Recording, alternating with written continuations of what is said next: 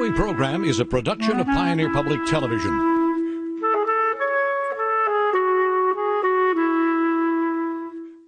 Major funding for your legislators is provided by Move Minnesota, a statewide coalition fighting for a 10-year commitment to fixing our dire transportation needs. A safe, reliable transportation system strengthens Minnesota's economy. Join the conversation at movemn.org. Additional funding provided by Flaherty and Hood has provided quality legal and legislative services to clients in Greater Minnesota for more than 20 years. Our legal team focuses on municipal employment and environmental law, while our lobbyists energetically represent clients at the state capitol. Online at flaherty-hood.com.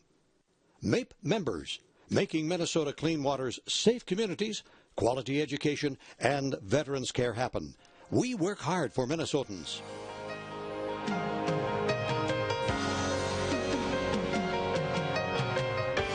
Live from St. Paul, Minnesota, we welcome you to the 35th session of Your Legislators, a roundtable discussion featuring state lawmakers who are prepared to answer your questions and discuss important issues affecting the citizens of Minnesota.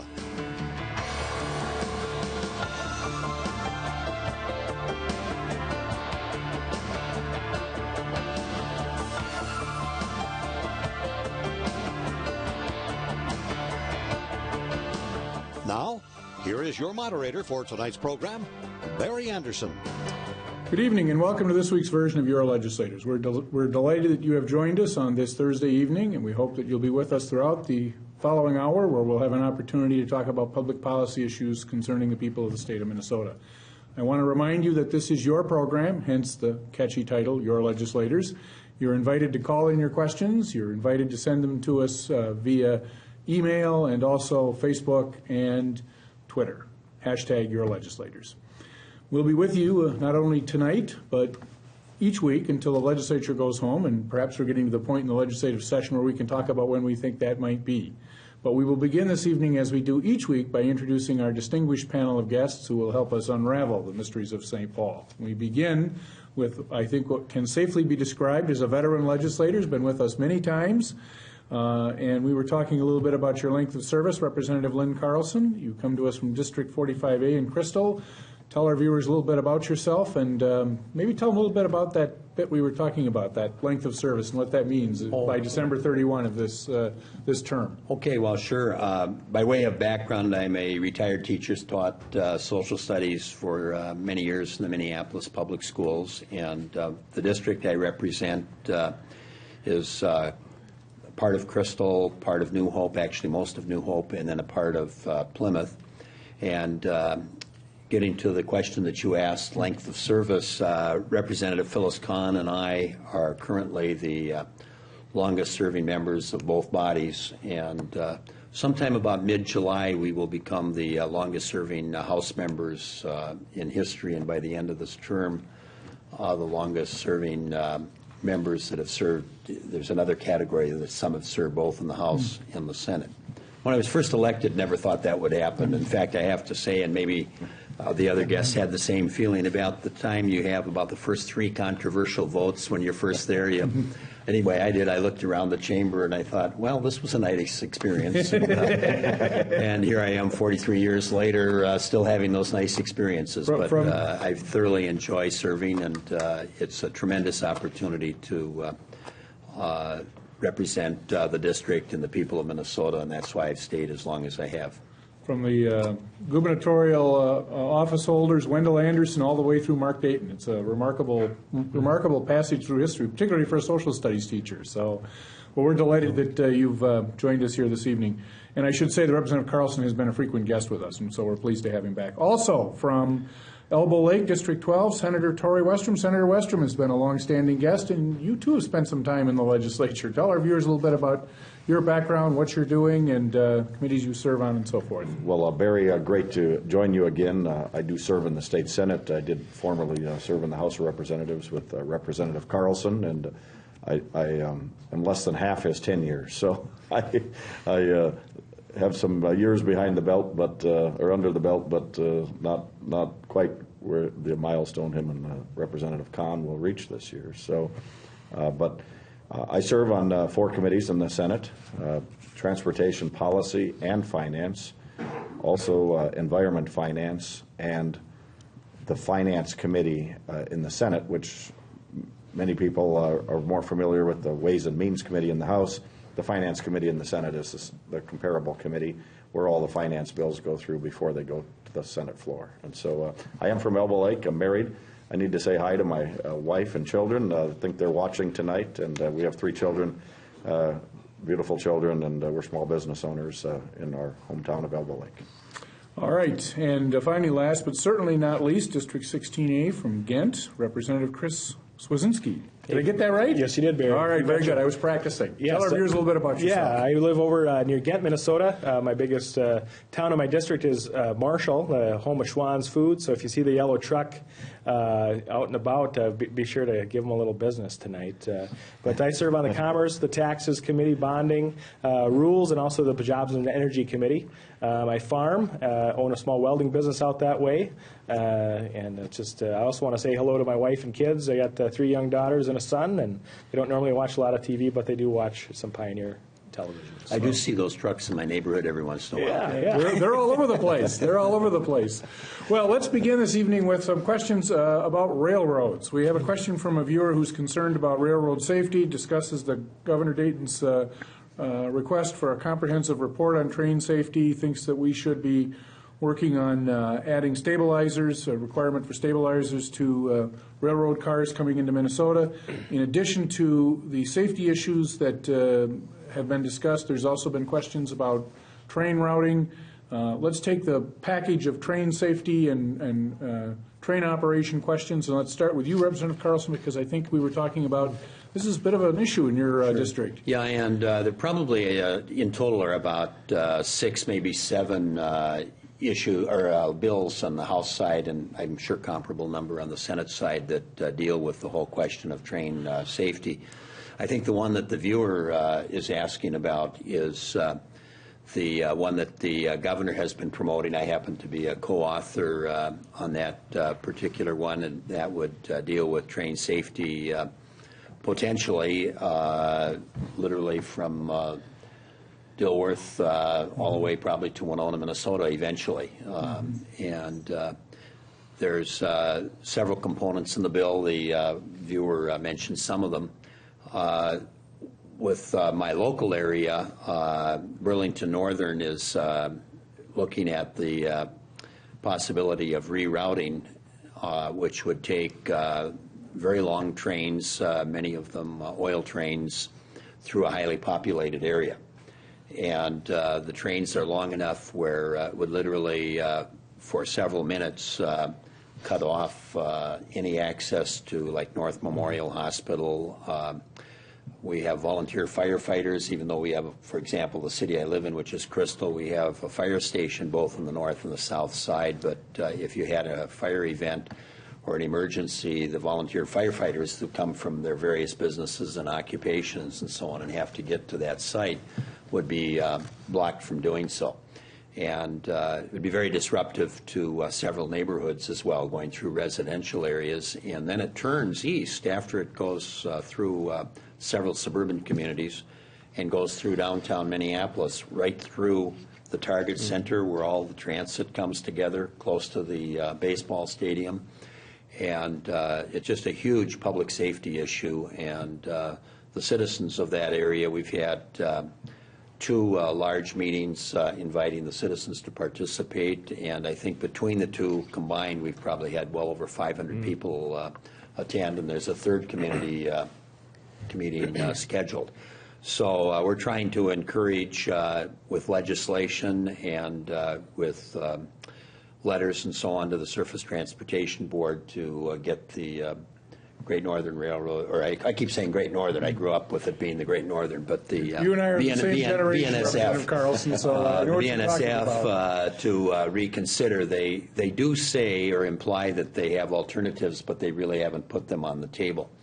And one thing that was particularly problematic, not to dominate too much time on it, but They say, well, this is in the planning process, and the city of Crystal and the city of Robbinsdale, Crystal in particular, found out when one of the local business people that they had approached to buy his property to do this connector called the city of Crystal, and they said, what's this about? The railroad was just here and offered to buy my property, and it looks like there's some surveyors in the area. And the city of Crystal people said, well, we don't know anything about it. What do you mean? And they hadn't made any contacts with the local units of government or anything because, in their view, they're federally regulated. But we found that there are a few things that we can do perhaps to discourage it from going on that route at the state level as well, and that's what we're working on. In fact, I think there was a piece of property that was bought for that express purpose, if I'm recalling correctly. I think it was in the newspaper here. So. There was one piece that was purchased for storage of foam. Okay. And then the actual connector would be 3 additional pieces, but the Hennepin County passed a resolution directing their staff to purchase that property, and they have done that. They were literally out there the next day after the resolution was passed, and a day or two ago they closed on that property. So now that property is in the public domain. The businesses will be able to remain, and one of the issues then is that it's much more difficult for the railroad to take that property if it's been purchased for public safety purposes and is owned by a unit of government, in this case the county. So that's one of the ways that we're attempting to discourage that change in routing. It's the biggest issue we have. Senator Westrom, your thoughts? Well, Barry, I know that issue brought out big crowds of testifiers and onlookers in the Senate as well. We had that bill up a couple of weeks ago, requiring an EIS for those for the railroads in order to go ahead with this project.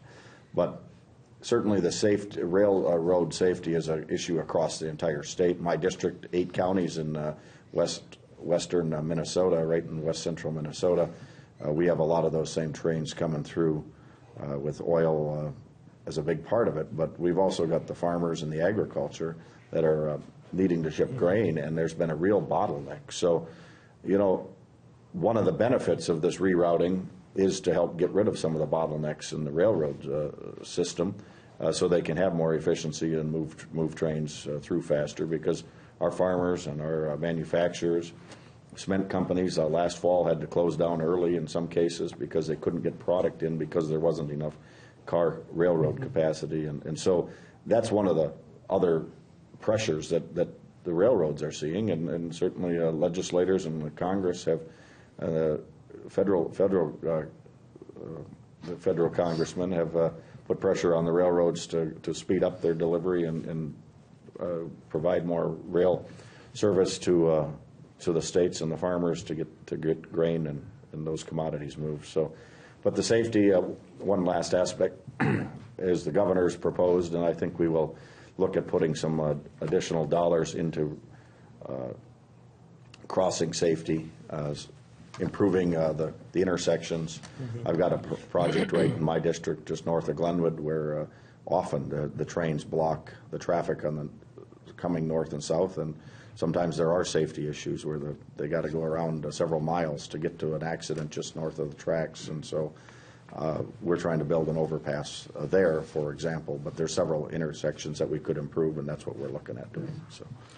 Representative Swazinski? Yeah, I think, you know, the rail safety and just rail in general has been a big topic, whether you're agriculture or oil or running through any number of our communities. And I think that's, you know, as we move forward, you know, rail safety is a big part of that. I mean, you know, we've got a lot of roads, but the law, I think, is really interesting when you look at kind of how that works and why it works the way it does. You know, the rails were there first, the roads came afterwards, and most of the towns came afterwards and were built around the rail. And so there's a lot of historical history there with who comes first, and they're not afraid to defend that in a court of law. And so I think, you know, as we move that forward, and really it's encouragement of different technology. You know, what is the most efficient use to ship different goods? Rail is a good it can ship a lot of different things, but when it comes to pipeline, when it comes to running grain or coal to our mines up in northern Minnesota and making them run efficient so we can keep good mining jobs going up in the northeastern part of our state, or keeping farms and ethanol plants going in the southwest part of our state. We really need to do as much as we can to make sure we got an efficient, safe rail system, but also transportation system as well. Before we leave this topic, I just want to say, the viewer was concerned about whether or not any of these bills address what he thinks is critical, which is the use of stabilizers with rail cars. Does anyone know if that issue is addressed in any of the legislation that's pending? Anybody know? I don't know specifically on the stabilizers. I know there's attempts to have more safety inspections in the state of Minnesota. There hasn't been a lot of traction on that. We already do have more inspectors and funded at a higher level in Minnesota than other states around us. And so, I think the balancing act is kind of what we've talked about here. And so to either make the railroads go around us or do things that are quite a bit out of the norm of what other states are doing is being looked at very cautiously. Representative Carlson. I was just going to quickly say I understand what Senator Westrom is saying about the bottlenecks. We are told that there are alternatives, and the one that they're looking at in Crystal happens to be the shortest lane of track. Mm-hmm. And probably, from the railroad's perspective, the least expensive way to go, but it does disrupt those neighborhoods and goes right down through downtown Minneapolis as well. So one of the alternatives I'm told about, they might have to lay 1.5 miles to 2 miles of track, and it would resolve the bottleneck issue and also resolve going through a very high density neighborhoods. So let's move on to another topic. We have several questions from viewers on this question of the buffer strips. We talked a little bit about this last week. There were some hearings going on, I believe, in the Senate last week. I think our viewers would like to know what the status of things are. And the questions range from a viewer from Rochester who wants to know what happened to the roadside habitat program, another viewer who thinks that a 16-foot strip is too little, but 50 feet might be too big, and another viewer who's just wondering what the heck is going on. All of those are reasonable questions. Let's start with you, Representative Swiesinski. Sure, and I think most of the viewers out there are this is kind of one of those things that we had a meeting down in Marshall. The governor came down. A lot of the organizations that represent a lot of the habitat organizations were there. Sierra Club and Pheasants Forever and Ducks Unlimited were all there. And I think that's from an agricultural standpoint. I've been visiting with a lot of the organizations that represent farmers who will be directly potentially impacted by this. And, Farmers Union, I think they voted early on, about a month ago. Pretty much, it was Tom Peterson who represents and up at the Capitol quite a bit. And there was a unanimous vote to kind of put the brakes on and say, hey, we really want to do a wait and see here on what's going to come out. And it was actually unanimous. And I asked them how often that happens for all their county presidents within Farmers Union, how that turns out. And it's very rare. They said maybe once or twice in his tenure that was such a unanimous question on whether or not those 50-foot buffers can go forward. And I think, it is allowed. I know I've got neighbors that have, in some spots, 200-foot buffers. And so depending on the federal program that you want to be in, there are opportunities for producers to do those things. And I think when I've been talking to my constituents about it, they're very concerned when they hear 130,000 acres that could be potentially used up to reach that 50-foot goal. There's a lot of folks concerned because they take the duty of feeding the world very seriously. But they also take the duty of keeping our water clean and for habitat and all that. And we'll see where that conversation goes. But I think it's got a lot of conversations to happen yet before I think anything should move forward. Representative Carlson? Well, just very quickly, I happen to be one of the co-sponsors of the bill. I think I'm the second on the bill. If I recall. I raised this question many years ago. I used to serve on LCCMR, that's the Legislative Citizens Commission on Minnesota Resources, and we were talking about buffers and giving out grants and so on, and I could clearly see that we probably would be doing it maybe even into the next century. It would take so long to do it that way. And I raised the question, I said, perhaps we could do this by law, but build in some incentives to encourage participation. And essentially that's what the bill does, in my view. And you mentioned the federal programs. They could participate in the federal programs. There are several counties that have on their own done this and have had a very high participation rate. But the bottom line is the goal is to preserve water quality, and I think we all have an interest, whether we're in farm country and engaged in farming or in one of the communities across the state of Minnesota, that we maintain good water quality, and that's a vital resource in any state, but in Minnesota in particular, because you talked about not only the need to have good, clean water, but it's vital for our economy as well, with relying on recreation. Senator Western?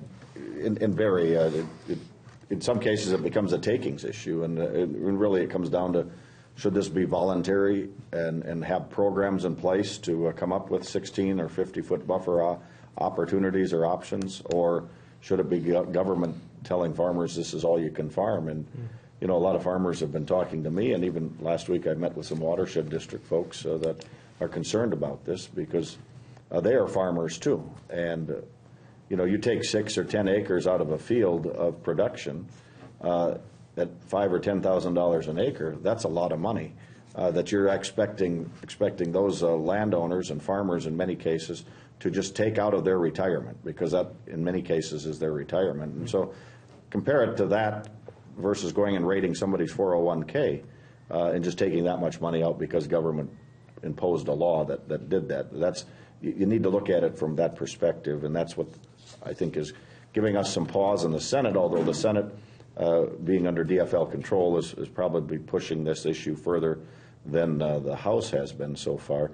And as Representative Carlson raises some good points in the efforts of clean water, but farmers are the best stewards of the land in most cases, and they have no interest in ruining their land or having it erode away. But like one of the watershed district officers or supervisors suggested to me, set up more drop-in inlets where you ditch to certain areas and then let the water go through an inlet into the river or public stream with narrower buffers was one of their suggestions. So I think there's some good discussion going on, but I think there's a lot of unanswered questions. A viewer from Boyd wants to further carry this discussion a step further, and we actually had a question like this last week, but this viewer puts it, I think, pretty directly. Can anyone specifically name a research study that demonstrates the effectiveness of 50-foot continuous buffers? And those counties that have already had them, and we had some discussion about that last week, he's wondering about whether or not there's been specific change in water quality measured in those counties that have had that experience. Well, I think the biggest issue here when it comes to that research portion is, if you think about, I think the governor's plan is even on, dredge ditches and all that, and just from a practicality standpoint, you don't need science to say that water is not going to run uphill. And if you look at a lot of drainage ditches for ag drainage, you look at each side of that, and the dirt kind of runs up to each edge. So does it make sense to put 50-foot buffers on someplace where water is not going to run in?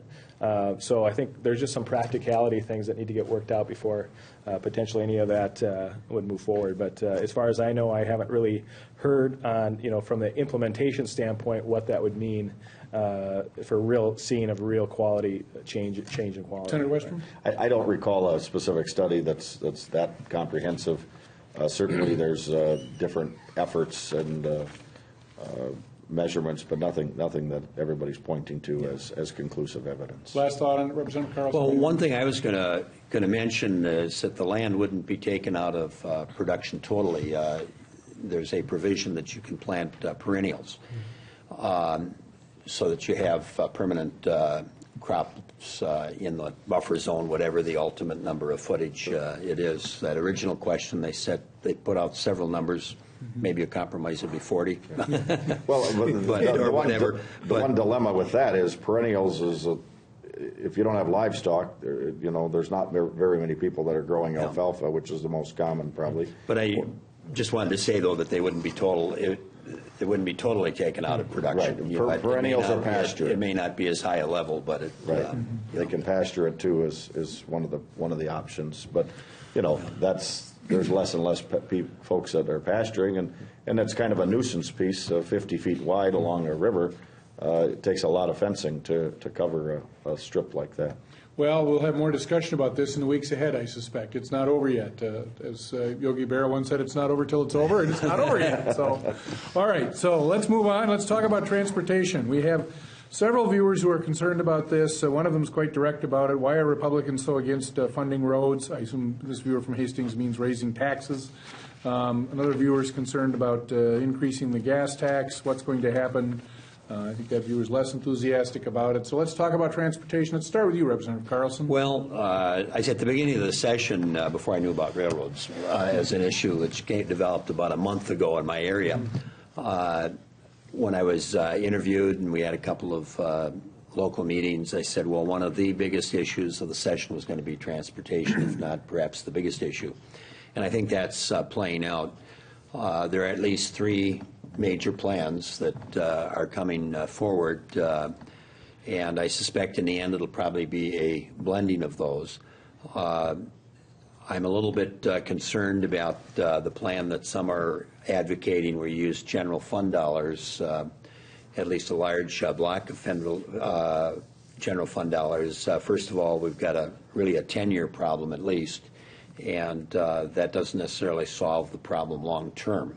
And I think that has to be part of the discussion. And the other thing is, if you start using a lot of general fund dollars, that puts transportation for the first time in a major way in competition with dollars for K-12 education, higher education, and so on, those kinds of things that have traditionally been funded through the general fund. But I would predict in the end there will be a transportation bill, and I suspect it'll probably be a blending of some general funds, some bonding, and perhaps then, if not the gas tax, increase perhaps in license tabs or some form of a user fee, which has been our tradition. But it's hard to predict exactly what that ultimate compromise is going to be. But I think that there's broad interest in doing something in the area of transportation, and I hope we end up doing something that's meaningful that will resolve the issue for the next decade. Senator Westrom? Well, the transportation bill tomorrow in the Senate, we are discussing just that. Senate File 87 is Our viewers are on top of things. They're ahead of you guys. They are. Go ahead. But we've been discussing it in pieces up to this point, but that is a mammoth bill. It is a 16 cents a gallon minimum increase, and it would go up if fuel goes over $2.50. That is the floor that they set in the new way of collecting it, this would be a gross receipts sales tax, 6.5%, and that would be a new thing in Minnesota, which captures and raises if the gas prices go up, but it then sets the floor at $2.50. So if gas goes below $2.50 like we see now and have had a joyful experience in filling up our tanks, you still get to pay $2.50 worth of gas tax. And so I think it's too big of a plan. 16 cents would be the largest gas tax increase we've had in several decades, probably ever in the state of Minnesota. And that's what the 6.5% sales tax would equate to, plus a license tab fee increase. And so the Republicans would like to use the $2 billion surplus and then make a major investment and dedicate some of the sales tax that we get from roads and vehicle type expenditures. And I think you're going to see a proposal come out next week of significant investment from Republican caucuses, but to invest the $2 billion surplus into roads and infrastructure rather than raise taxes and still have a $2 billion surplus that we saw taxes raised 2 years ago, and now we've got a generous surplus. And so we'd like to use that, as well as reform. There is very little discussion about environmental permitting reform. It came up at my town meetings some weeks back. If a road is already in existence, why do we have to spend much time environmentally reviewing it to figure out how it's going to affect the environment? Because we already know that answer. And so those are some reforms that should be done to stretch the dollars we have currently further before we just add more, many more millions into the system.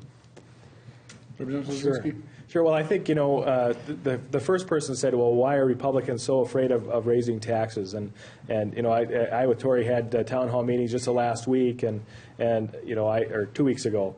And I talked to a lot of folks that are on township boards and county boards and folks that are locally represented and folks that travel quite a bit. I represent a large district. I've got a lot of constituents that drive 60 miles a day. And they're not driving for top-paying jobs either. And so they've been exceptionally. One thing that was probably heard of every day is saying, we appreciate the gas prices going down. I said I didn't really have anything to do with that. I think there's a few other things going on with that. But people definitely appreciated a few extra dollars in their pocketbook. But I think when they look at what's going on at the state level, and they see, we've got some large surpluses going up and beyond what our current spending is. They don't always see that themselves, and I think we need to really tread carefully as we're making this decision. I'm probably a Republican that would say that the gas tax. I don't think the timing is right. I think we need to make a general commitment.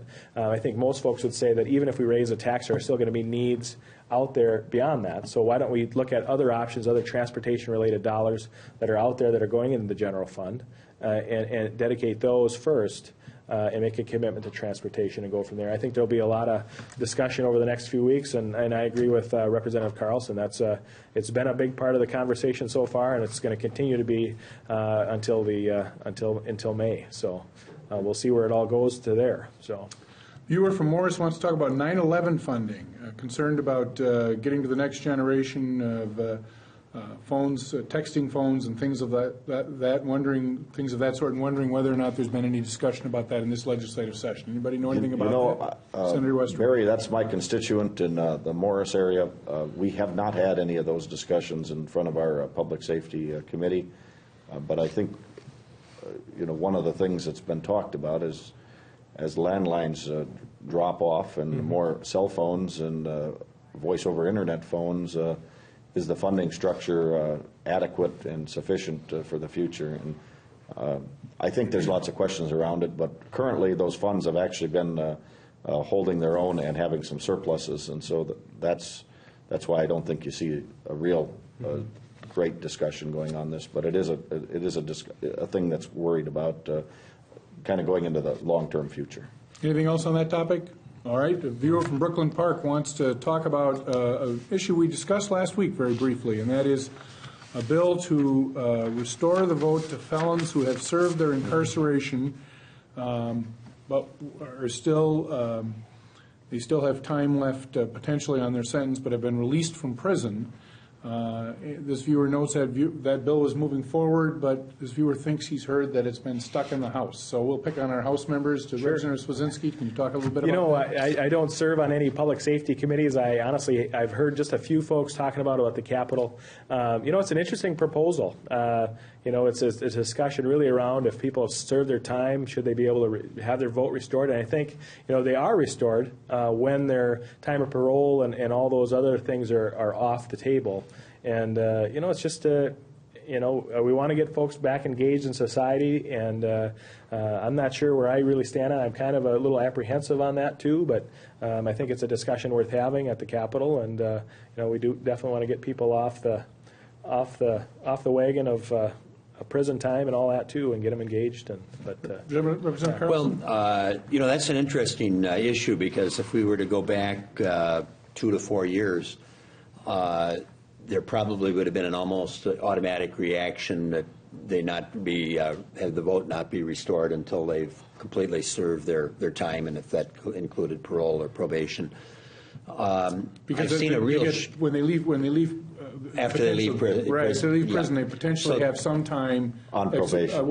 Essentially good time. Right. So discount on the prison time. Yes. But what I was going to say, there's really been a shift in interest. There have been several organizations and so on that have come forward now advocating on behalf of restoring the right to vote once they've completed their prison time and they're living back in the community, to encourage them to be fully engaged citizens. And I think there is that shift in public opinion, and I don't know if it will move forward this session. It very well might. But it's the kind of issue, I think, in time, if it doesn't move through this session, it will in the future. And I happen to think it's a good thing if you can get people fully engaged as citizens and participating, and voting is one part of that. Senator Westrom? It is getting a lot of attention in the Senate, the issue. I've just had some of the advocates in my office this week, and in fact, I am interested in people's feedback on this, because I can see both sides. Taking somebody's right to vote away with a felony crime, depending upon the felony, it really is a major right taken away, but they've of course committed a crime. And so they point back to the Constitution, and probation wasn't part of our punishments or sentences until the middle part of last century, early part it just started, but incarceration was what our Constitution contemplated. And so they point out that the incarceration would be done, it would be restoring the vote after that, and get these men and women re-engaged in the community. We expect them to pay their taxes and be good citizens and participate in their local and state government, but yet they can't impact who represents them. And so that's the argument. I'm interested to continue looking at this. I think Representative Carlson's right. There has been a shift in the mood, and I think there's more legislators saying maybe this isn't such a hot potato, and maybe it's a practical thing to do, because it's about 1 to 1.5% of the voters across the entire state that would be impacted in every county, and it's spread pretty equally across the entire state. All right, let's talk a little bit about K-12 education. There has been some discussion most recently in the editorial pages of the Star Tribune about the governor's proposal, and I don't want to mangle it here, so correct me if I'm wrong, but essentially for some form of universal pre-K versus some form of less than universal, more targeted pre-kindergarten type education, and of course more generally the question of K-12 funding. Maybe we'll start with you, Senator Westrom. I don't think we've picked on you to begin today, so let's begin with this. Begin with your discussion on these issues. Well, to the governor's budget, let's start with what he's put into K-12 education, and a 1% increase on the per pupil formula, which is what I like to see us focus on the most, because that's the most fair increase for all school districts, our rural districts and the metro districts. A child is a child no matter where they go to school. 1% with the surplus that we have is not enough. But the reason it's at 1% is if you're going to fund some of these other systems and expand them that much, you're not going to be able to have adequate funding for the current K-12 system. And that's, I guess, a concern I see and several people have been raising.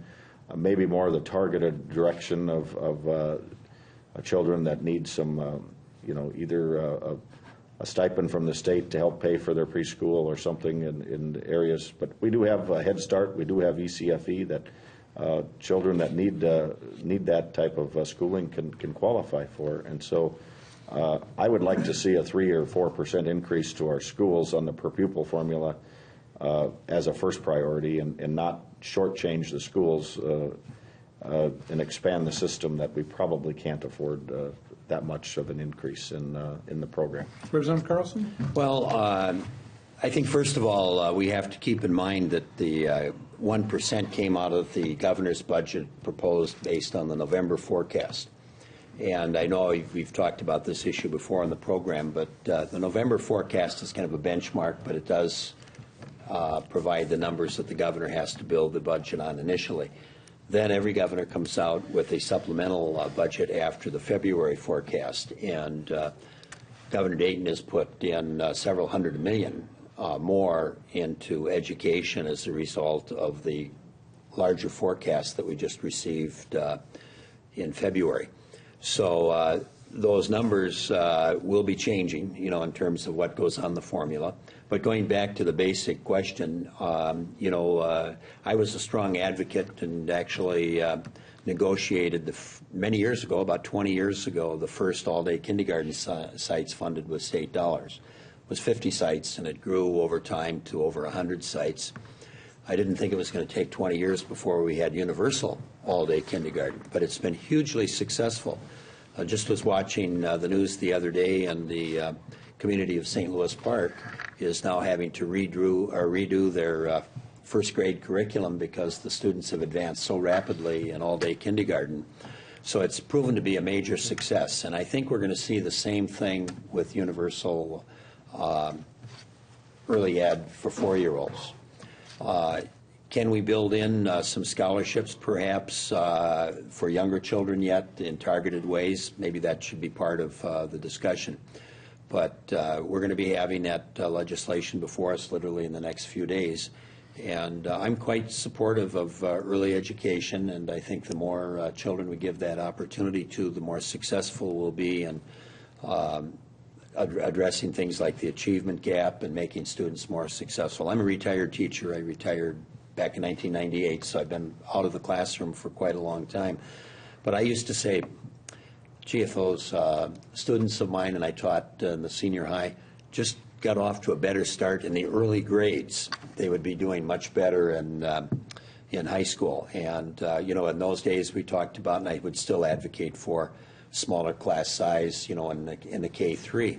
But we learned a lot. Art Rolnick, chief economist, or one of the economists for the Federal Reserve, began to talk about the economic advantages gained by having things like early childhood education. And that really put that on the table, and I became an absolute believer if we're going to really improve student success, the earlier we get them started, the more successful they're going to be. Representative Swissey? Sure. Well, I think, you know, one of the first things that when I first ran a number of years ago, one of the first conversation I had was at the doorstep of a teacher. And he said, you know, Chris, the biggest thing that I can tell when I visit with a young student if their parents read to them or not as a young child. And that had a huge impact on those children. And I really think, you know, we never need to discount the need of having parents engaged in their kids' life. But also from the funding standpoint, the bill is to move Governor Dayton's potential to move hundreds of millions of dollars into K through 12. And one of the things I've heard a lot is just that difference in funding between the metro and the rural areas. And you know, there's a huge gap if you're going to a student at Minneapolis or you're a student down in Minnesota or Marshall. There's a large gap from what those schools are receiving from the state. And you know, you look at the market numbers. I think it was just the front page of the Star Tribune yesterday morning, talking about Minneapolis School District and how they're losing over $200 million under the current formula for all the children that are leaving their district to go get educated in other districts. And you know, they're looking. What are those kids are not just leaving because they can. I think they're leaving because they really feel they need to. And you know, they're getting paid about $20,000 a student. Yeah, and so that's the big concern. By the state, where our rural school students aren't getting near that. When we hear, you know, we just doing $1 or 1% across the board, you know, there's a lot of districts that are doing a great job that you know, just don't need tons of money, but they just would like to see that gap. They really feel like, you know, they've been getting the short end of the stick and doing a good job, and other districts that maybe haven't gotten the results that they'd like continue to see large increases. And the way the formula works, that's the way it works. But that's what I've been hearing a lot from my district, and that's been my goal when it comes to education. If I could jump back in when you reference parents, I mean, I'm an absolute believer in parent involvement. You know, the more we can do to get parents involved, you know, the better the students will perform. There's no question about that. Personally, I have to point out how I learned to read wasn't at school. Interesting enough, I was young, and we lived about a block from a library in South Minneapolis, and my dad used to take me over to the library, and we'd sit in the children's area. I wasn't a struggling reader. It was just that's what we did. Many afternoons and so on, and that's how I learned to read. And so that's just a personal example of how important that involvement can be. And I guess I was a child then that might have been better prepared than some that we're talking about that don't have that opportunity. But anything you can do to encourage that parent involvement like I experienced is a real plus. And I guess just to kind of pigtail off of that, there has been a stepped-up focus in the education funding to promote literacy at a young age, kindergarten, first, second, third grade, and so I think that is an area that once you teach students that skill, math and science and reading problems and everything else get to be a lot easier, and so. I think what we can do to help promote reading, both from parents and taking that challenge on as their children are young, and what the state can do to help facilitate that is good. You know, some of those young minds are, excuse me, so quick. I was just thinking of my granddaughter, who's now 19, but when she was with me in the car, she'd point to different signs and she'd say, "What does that say?" And I'd tell her what the sign said, and she'd remember it. You know, the next time you'd see that same sign, she knew the word. So, you know, the more experiences children have in a variety of ways, you know, the better they'll be. It never hurts to have a grandfather who's a teacher either, I suspect. And a grandmother, too. There you go. There you go. Probably even more so. We'll cover all the bases. Come to our house, Barry, and you'll trip over books because they're all over. This is a good thing. Yeah. So if you're from Maynard, I always say that we have one of the best educated audiences that are tracking very specific issues, and this viewer is very concerned about pending legislation providing services for victims of domestic violence, and very helpfully, I will say, the viewer says she's referring to Senate File 332, House File 425, sponsored by Senator Susan Kent and Representative Nick Zwerhas, and the viewer's wondering what the panel knows about those bills, whether or not the panel supports it, and issues of domestic violence generally. So we start with you, Representative Swinson? Sure. I think seem to be kind of hogging all the first questions here, but I think there's not a legislator in whether it be a Republican or Democrat that supports domestic violence, and I think that's it seems to be at times a growing problem, whether it be alcohol abuse or any number of issues, economic ones that can drive some of that stuff.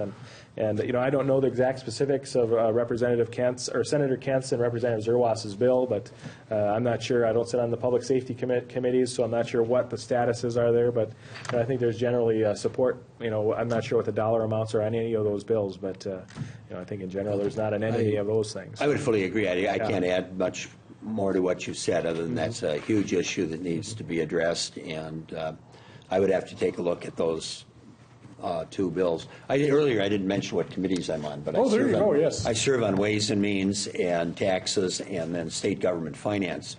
So just for the viewing audience, once in a while when we say we haven't had any exposure to a given bill, we're at that point in the session where most of the work is being done in committee. And so if you haven't had exposure to a given bill in committee, you may know of the bill, but you perhaps don't know all the detail. Yeah. So I think sometimes we have to answer more philosophically, and anything we can do in this case to prevent and help in the area of and to give kind of is a good thing. The breadth of what we have to deal with. There's about 2,000 bills in the Senate, and the House has got more than that already introduced since January. And so,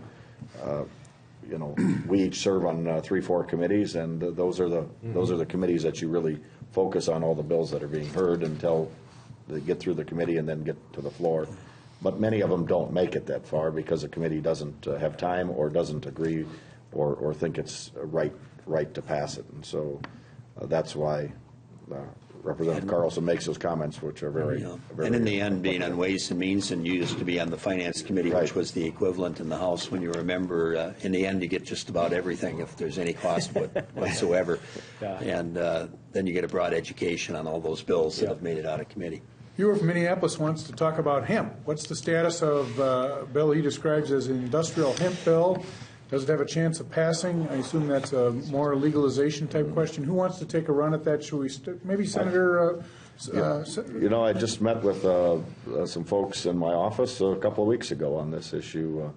And tell our viewers what's pending, what's going on this topic. Well, what the proposal, at least one of them, is to try to allow industrial hemp, not the drug marijuana, but industrial hemp, which has a less than a 0.03% THC, which they say doesn't, basically the drug effect is out of it, but it can be used for clothing, food products, ropes, and lots of things that used to be made in this country during the World War II era, and then it was put on the federal list of drugs and not allowed.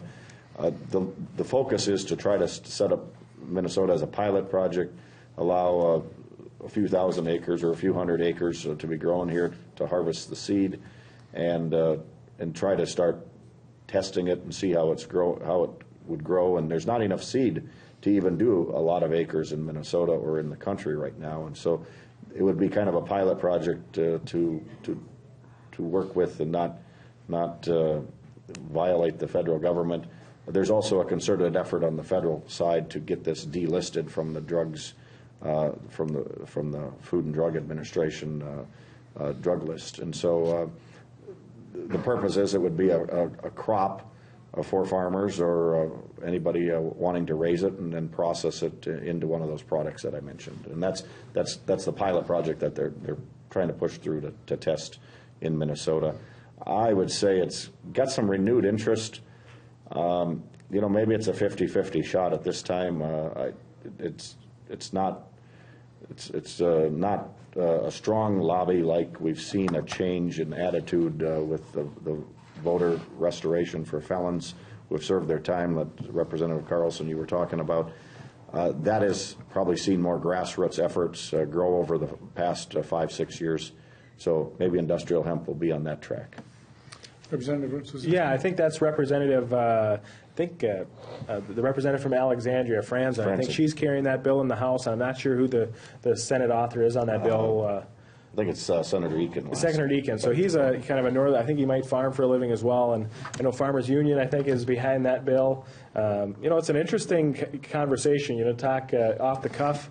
A lot of folks say, well, we don't want to be, growing drugs, but at the end of the day, is it? Well, I don't think there's anyone that would really make the argument that people aren't out smoking that stuff, because I don't think you can, other than ruin your lungs, I think that's about the only thing you're going to do with it. And I don't know if it's going to be the cure-all that's going to save agriculture and diversify crops by any means, but we'll see how it turns out. I really haven't made my mind up on that particular bill, but it's a conversation going on, and we'll see how she goes. So. It's an example of an issue that grows over time. I used to chair the Education Division of Appropriations, and one of our budgets was the University of Minnesota. And every once in a while it would surface in that committee to have some research at the university dealing with industrial hemp as kind of a beginning point.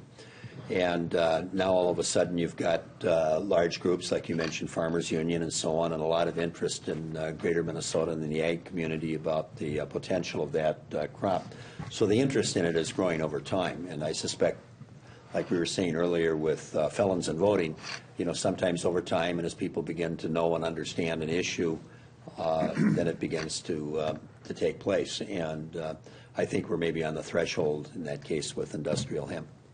Even though people were very nervous about it when there was when it was raised as a potential research project at the U of M, because there was that myth that it was something that you would smoke and get a high off of, and like you say, it just doesn't happen. And I think there is a little concern just from an enforcement side, from public safety.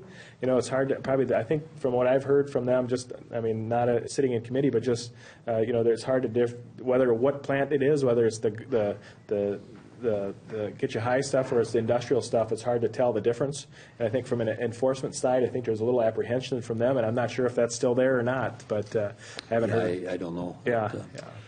Viewer from Douglas County wants to talk about MNsure. What's going on with MNsure? So I don't know, Senator Westrom. Let's start with you. What's going on with MNsure? Well, I think to yet be determined.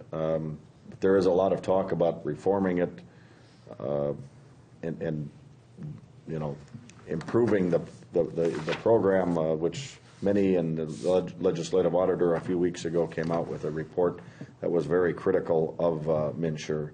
I do not sit on the Health and Human Services Committee, so I'm not involved in the day-to-day bills that are going through. Maybe one of you guys are on one of those committees, but I think it's safe to say there's going to be efforts to try to majorly reform MNsure.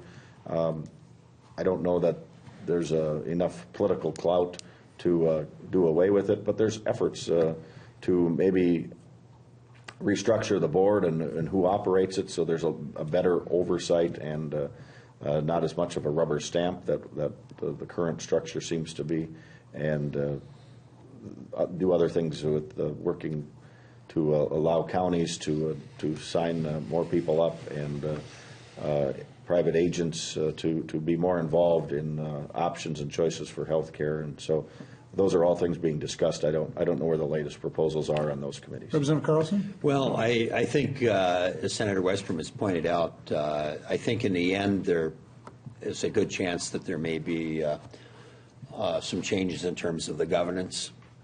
That was one of the options that this legislative auditor pointed out.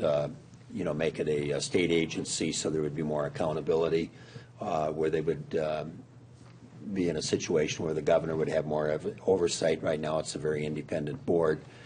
I think that may be the middle ground that takes place in the end between House, Senate, and governor. Representative Swazinski? I think, I think to say that it's on life support is maybe too big of a pun, but last night in Commerce Committee we had a bill, or Matt Dean, who's kind of carrying the bill to do a major work on MNsure. Had a fellow from Jackson who it was very emotional. His wife was sick with cancer, was told they had insurance through MNsure, then didn't, and then did, and I think we all have heard those stories of just kind of tragic events. This one in particular was exceptionally emotional when it comes to that. And I think Oregon just said to heck with it, and they kind of kicked their state exchange to the curb. But it's too bad. And when you see the millions of dollars spent on a program that's just not doing what they said it was going to do, and it's what it is. So we will have more discussion about that in the weeks ahead. Something will take place on that, I'm sure. So we only have about a minute left. Representative Swazinski, I want to pick on you because you're from the southwestern part of the state. We've had questions in previous weeks about various water projects, bringing water to southwestern Minnesota. And I'm sure that's an issue that you've been watching. Can you tell our viewers a little bit about the status of that? Sure. Well, I think the main one you're probably asking about, Barry, and the listeners out there, it's out of my district, but it's the Lewis and Clark water system. Right. That was a big news, kind of a big push towards the end of last session. Everyone thought it was a bonding portion, but because it's the ownership. 15 seconds. 15 seconds. Likely there may be something happening there. Water is extremely important, especially when you don't have it. Very good. I want to thank our panel for joining us this evening. I want to thank the viewers for joining us. We'll remind you that we'll be with you each week until the legislature goes home. Thank you and good night.